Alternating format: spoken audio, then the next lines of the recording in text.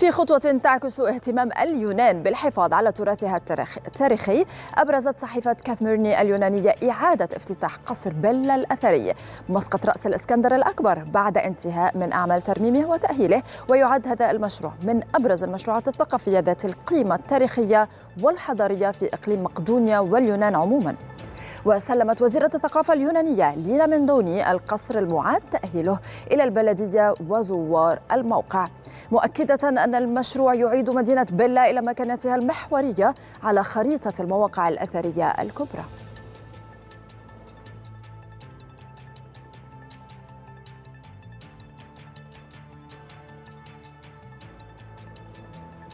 تعالوا نتعرف أكثر عن تفاصيل هذا الخبر وغيره من عناوين الصحف اليونانية. ينضم إلينا من أثينا مراسلنا عبد الستار بركات. صباح الخير عبد الستار، أبدأ معك من هذا الخبر وإعلان وزارة الثقافة اليونانية إعادة افتتاح قصر بيلا، يعني أخبرنا أكثر عن هذا القصر وعملية الترميم وأهميتها. صباح الخير شيرين، أتحدث إليك من وسط أثينا وبالتحديد في طعي أو منطقة طعي شارع باتيسيون مع شارع لفور ألكسندر.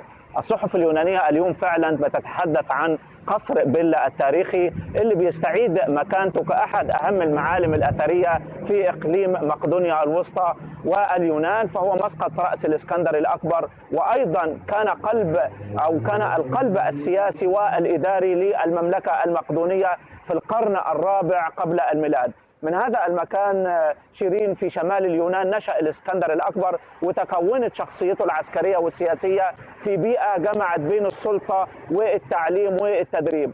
القصر شيد في عهد الملك فيليب الثاني والد الإسكندر الأكبر، وصمم ليكون أكثر من مقر ملكي، فكان يعني مجمع ضخم بيضم قاعات رسمية لاستقبال الوفود وأماكن مخصصة للاجتماعات السياسية.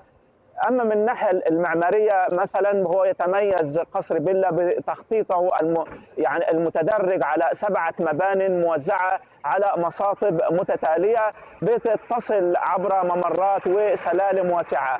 المدخل الرئيسي بيمر عبر بوابة ضخمة بتحيط بها أروقة دورية.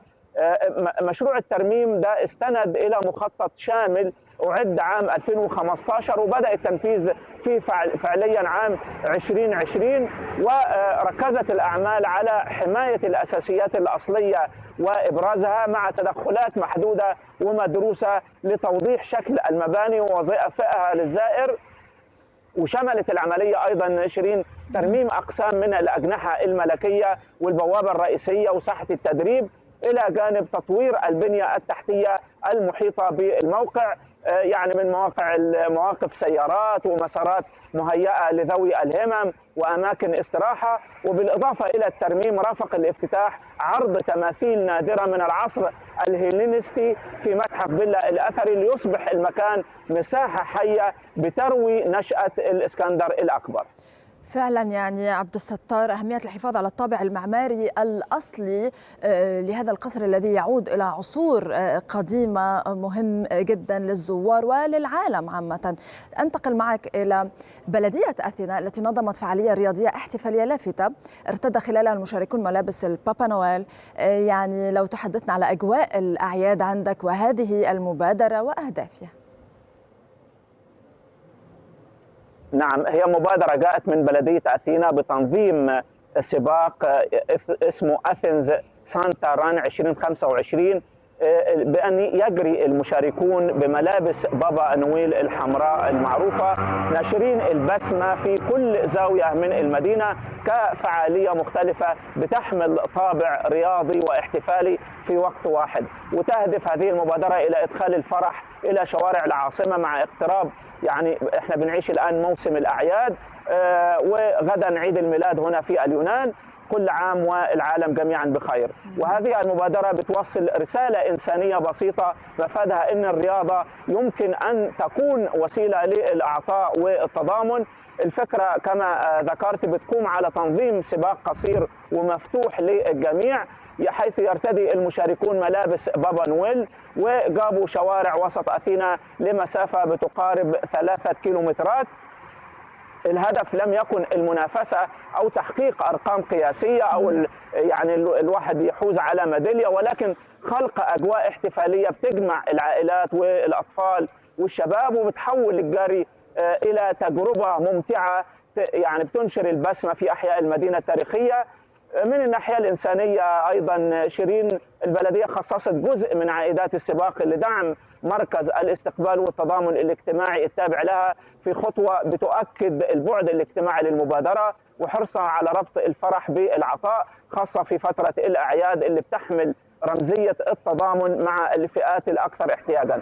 أيضا بلدية أثينا سعت من خلال هذا الحدث إلى تنشيط وسط المدينة وإعطاء طابع احتفالي مفتوح، حيث تزامن السباق مع سوق عيد الميلاد وعروض موسيقية وأنشطة ترفيهية، ليصبح اليوم بأكمله مهرجان شتوي بيجمع الرياضة بالثقافة والترفيه.